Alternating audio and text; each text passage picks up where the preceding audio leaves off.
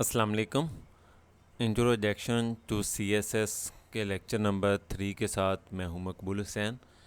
आज के लेक्चर में हम जो टॉपिक डिस्कस करने जा रहे हैं उसका नाम है how to add CSS.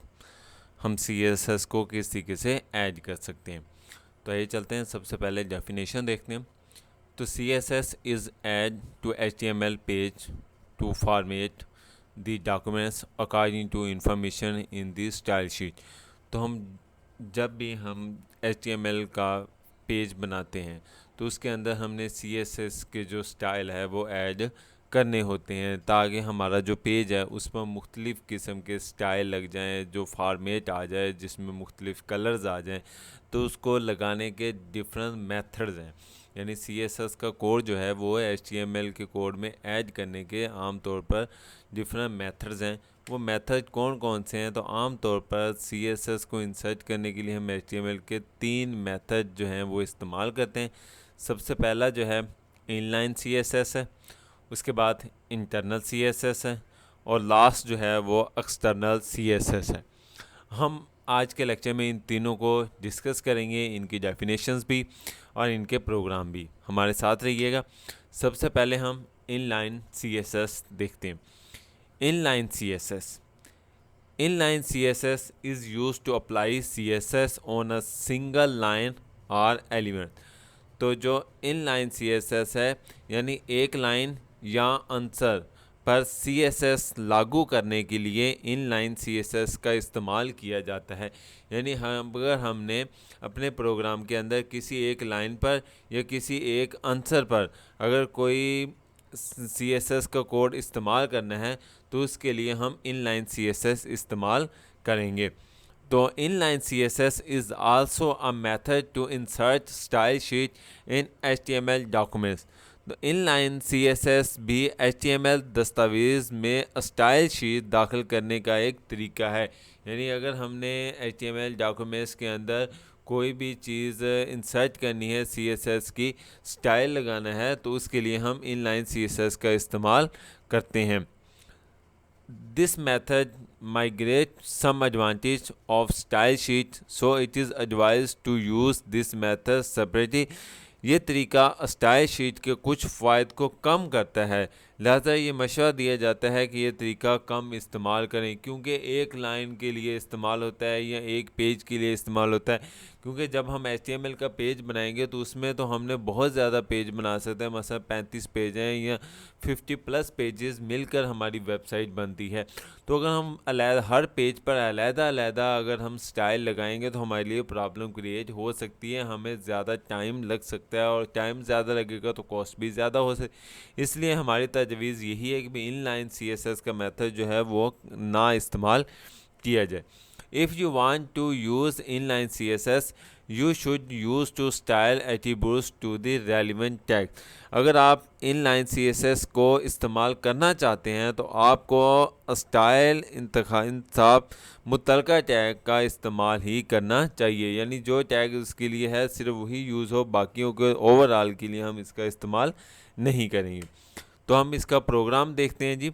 Example inline CSS में हम मिसाल के तौर पर जिस तरह बाकी प्रोग्राम बनाते चले जा रहे हैं, तो सबसे पहले ये हम हेडर फाइल के तौर पर लगाएंगे, फिर HTML का टैग लगाते हैं, फिर बॉडी लगाएंगे और बॉडी के अंदर ही हम जो है वो टैग्स जो है वो इनलाइन CSS का इस्तेमाल करेंगे।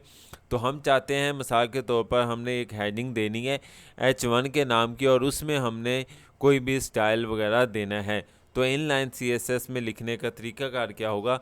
सबसे पहले H1 लिखेंगे क्योंकि हमने हेडिंग देनी है, और उसके बाद लिखने का जो तरीकाकार है वो है style equal to double quotation के अंदर कलर और कॉलन लगा कर हमने ब्लू दे देना है, यानी कोई सा कलर। और अगर इसी तरीके से अगर हमने कलर के साथ साथ जो टेक्स्ट लिखा हुआ है कलर तो उसका ब्लू दे दिया, लेकिन हम उसके अलाइनमेंट भी सेट करना चाहते हैं, तो उसके लिए हम क्या लिखेंगे? टेक्स्ट अलाइंड असाइनमेंट ऑफ और इसके अलावा सेंटर। सेंटर लिख देंगे ताकि क्या चीज़ें जो हमारा टेक्स्ट है वो सेंटर में आ जाए, या यहाँ पर हम लेफ़्ट भी लिख सकते हैं, राइट भी लिख सकते हैं, ठीक। और उसके बाद डबल कोटेशन लगाकर ब्रैकेट लगाकर हम H1 का जो टैग है वो क्लोज़ कर देते हैं, और उसके अंदर हम कोई भी चीज़ लिखेंगे जिसको हमने कलर देना है या उसको सेंटर में लिखना है। तो जिस तरीके से यहाँ पर हमने कंप्यूटर ट्यूटोरियल हब लिखा हुआ है ताकि क्या चीज़ें यानी ये चीज़ सेंटर में शो हो जाए और वो ब्लू कलर की शो हो जाए। हम इसको अभी प्रैक्टिकली भी आपको करके दिखाएंगे ये किस तरीके से वेब पेज पर शो होता है। इसके अलावा दूसरा जो है, अगर हमने पैरा लगाना है यानी पी स्टाइल, सेम वही तरीका, यानी अगर हमने पैरे में अगर कोई स्टाइल देना है तो स्टाइल लिखेंगे, इक्वल टू लिखेंगे, और उसके बाद कलर लिखेंगे और डबल कोटेशन लगाकर कॉलन लगाकर रेज लिख देंगे। सिर्फ हम उसको रेज लिखने यानी हम अलाइनमेंट जो है वो उसकी सेट नहीं कर रहे। अगर हम अलाइनमेंट किसी की सेट नहीं करेंगे तो डिफ़ॉल्ट तौर पर जो अलाइनमेंट है वो लेफ़्ट साइड पर ही हो जाएगी। तो ऊपर वाले में तो हमने अलाइनमेंट भी सेट किया और कलर भी सेट किया है, लेकिन नीचे वाले में हमने सिर्फ कलर सेट किया है, अलाइनमेंट सेट नहीं की। तो उसके बाद हमने मकबूल हुसैन लिखा हुआ है, और उसके बाद हम इसको बॉडी बंद कर देते हैं, और उसके बाद HTML लगा के टैग क्लोज़ कर देते हैं। अब हम इसको प्रैक्टिकली देखते हैं, यानी हमने ये प्रोग्राम मैंने ऑलरेडी बनाया हुआ है, तो इसको हम देखते हैं जी। सबसे पहले तो इसको नोटपैड में ओपन करते हैं ताकि हम प्रोग्राम में अगर कोई चेंजिंग करना चाहें तो वो चेंज कर सकते हैं। तो जहाँ पर ये वही चीज़ जो आपके सामने आपको दिखाई गई है, यानी HTML बॉडी और वही प्रोग्राम जो आपके सामने अभी दिखाया गया था। तो उसके बाद अब हम इसको ओपन करते हैं, यानी वेब पेज में ये पेज कैसे ओपन होगा। तो इसको डबल क्लिक करते हैं, तो ये देखें जी हमारे पास जो कलर है वो ब्लू आ गया, और कंप्यूटर ट्यूटोरियल हब का, और वो सेंटर में आ गया, और जो पैरे में हमने मकबूल हुसैन लिखा था वो जो है वो लेफ़्ट साइड पर आ चुका है। तो ये देखें जी वही चीज़, यानी कलर जो है ब्लू है और अलाइनमेंट है वो सेंटर में। अब हम चाहते हैं कि भी ये जो फ़र्ज़ करें हम इसमें चेंजिंग करना चाहते हैं, तो सेंटर की बजाय हम चाहते हैं ये राइट साइड पर आ जाए। तो अगर मैं इसको RIGHT राइट लिख देता हूँ, और इसके अलावा अब हम इसका फ़र्ज़ करें जो कलर है ये नीचे वाले का कलर रेड की बजाय हम यहाँ पर येलो लिख देते हैं ताकि कलर जो है वो येलो आ जाए। और उसके बाद यानी हेडर का हमने अलाइनमेंट चेंज कर दी है, और पैरे की हमने क्या चीज़ है वो कलर चेंज कर दिया। तो जब भी हम कोई भी चेंजिंग करेंगे और उसके बाद उस सेव का ऑप्शन लाजमी करेंगे, और उसके बाद हम वहाँ पर जाएंगे अपने वेब पेज पर और इसको रिफ़्रेश किया जाएगा। तो रिफ़्रेश करेंगे तो जैसे ही जो हमने रिफ़्रेश करेंगे तो जो हमने चेंजिंग की है वो आपके सामने स्क्रीन पर आ जाएगी। तो ये देखें जो हेडिंग थी वो राइट साइड पर चली गई, और जो कलर था यानी जो मकबूल हुसैन लिखा था ये थोड़ा सा मध्यम है, मैं इसको ज़रा बड़ा करके आपको दिखाता हूँ।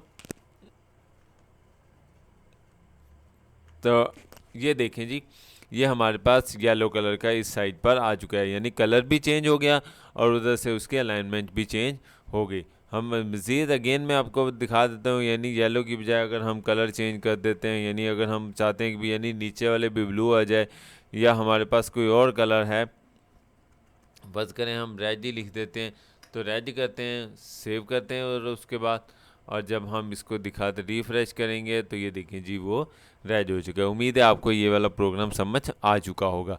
अब हम नेक्स्ट प्रोग्राम देखते हैं, यानी अब ये इसमें बताने का तरीका का ये था कि भी हर लाइन के लिए अलहदा है, यानी हेडिंग के लिए अलहदा था और पैरे के लिए अलहदा है। अब हम नेक्स्ट देखते हैं इंटरनल CSS। जो इंटरनल CSS है उसमें हमारे पास क्या होगा, यानी internal CSS is use to apply CSS on a single documents और page.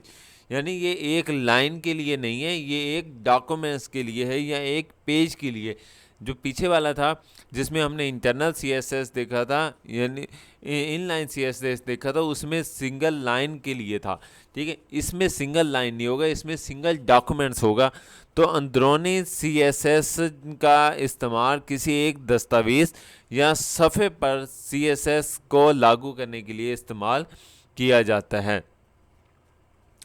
It can affect all the elements of the page, यानी उस पेज के ऊपर जितने भी एलिमेंट्स लिखे होंगे वो सारे के सारों को मुतासर करेगा।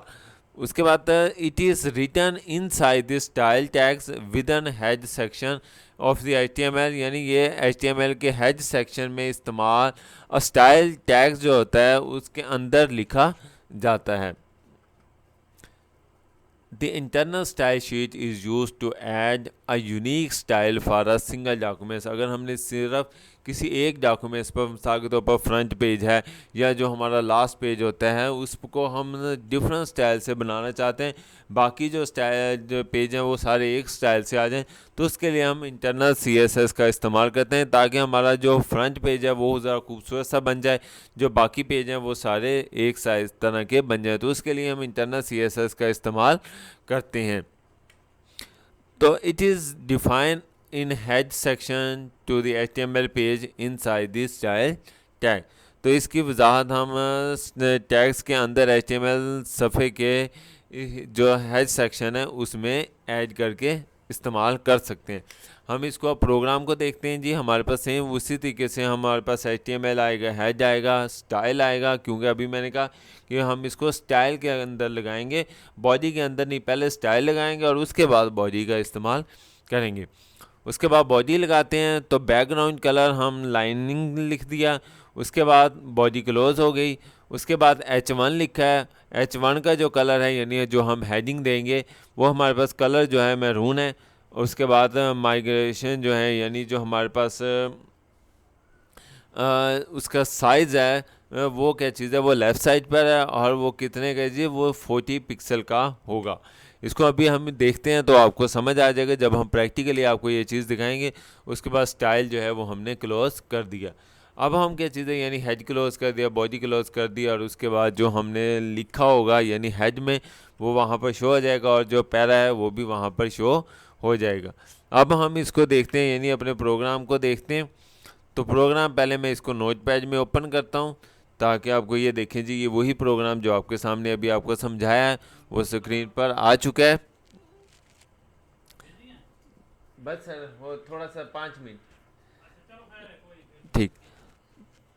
तो हमारे पास कलर जो है वो मैरून है, माइग्रेशन है, तो हम इसको यहाँ पर इस्तेमाल कर सकते हैं। अब हम इसको देखते हैं तो हम इसको डबल क्लिक करते हैं तो ये देखें जी बैकग्राउंड कलर जो है यानी हमारे पास हमने जो चीज़ यहाँ पर लिखी है तो बैकग्राउंड कलर जो है लाइनिंग है, हम इसको चेंज करते हैं। तो मिसाल के तौर पर यहाँ पर हम रेड लिखते हैं तो ये रेड आ गया, ठीक है जी। हम इसको सेव करते हैं तो आपको बैकग्राउंड कलर जो है वो इसका रिफ़्रेश करते हैं तो ये देखें जी आपके सामने बैकग्राउंड कलर जो है वो चेंज हो गया। अगर हम कोई और कलर देना चाहते हैं तो अगर हम इसको येलो देंगे तो वो हमारे पास येलो जो है वो आ गया। अगर हम इसको सेव करते हैं तो येलो जो है वो हमारे पास, अब ये देखें बैकग्राउंड कलर हमारा येलो हो गया।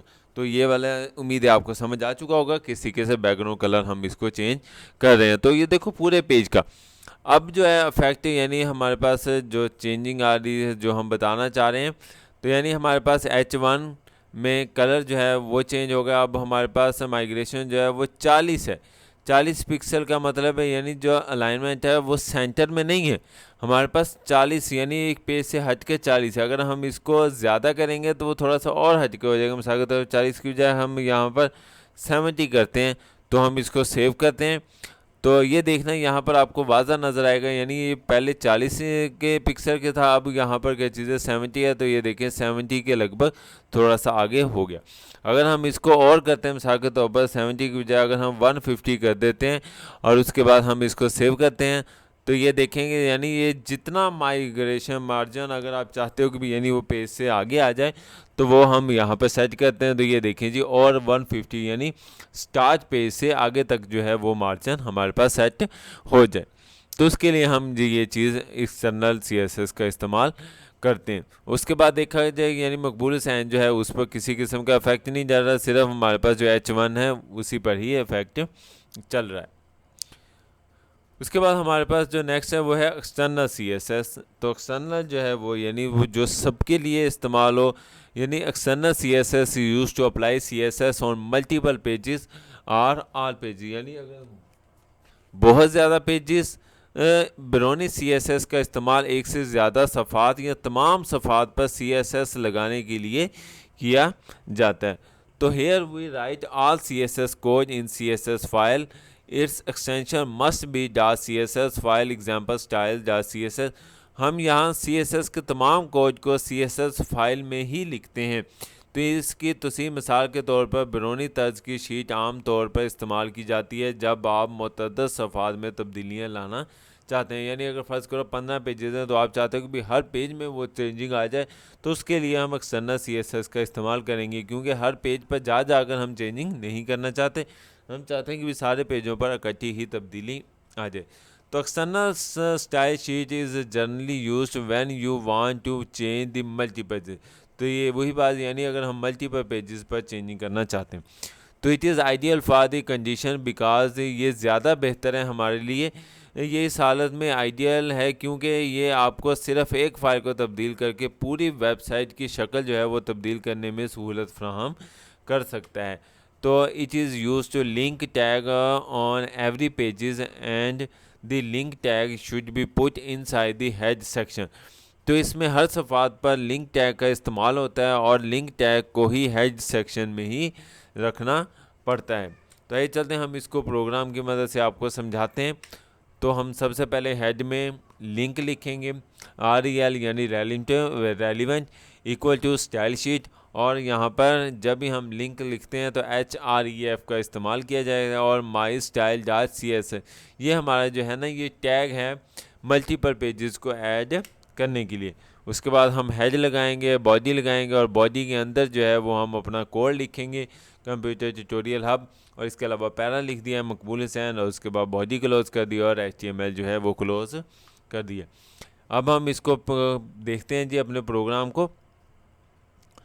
हम सबसे पहले इसको स्टाइल शीट को, यानी हमारे पास जो प्रोग्राम है उसको Notepad++ में ओपन किया है, तो ये हमारे पास वही पेज जो आपको दिखाया गया। अब हम इसको वेबसाइट पर ओपन करते हैं, तो ये देखिए हमारे पास कंप्यूटर ट्यूटोरियल हब है और मकबूल हुसैन यानी जो चीज़ यहाँ पर लिखी हुई है यानी HRStyleSheet.css है, तो सब पर क्या चीज़ें एक ही जो कलर है, स्टाइल है, तो उसके लिए हम इसका इस्तेमाल किया जाता है। उम्मीद है आपको आज का लेक्चर समझ आया होगा। अगर किसी भी टॉपिक की कोई प्रॉब्लम हो या कोई क्वेश्चन हो तो आप मुझसे इस ईमेल एड्रेस पर या जो मेरा यूट्यूब का चैनल है कंप्यूटर ट्यूटोरियल हब, इस पर कमेंट्स करके पूछ सकते हैं। अपना ख्याल रखिएगा। अल्लाह हाफिज़।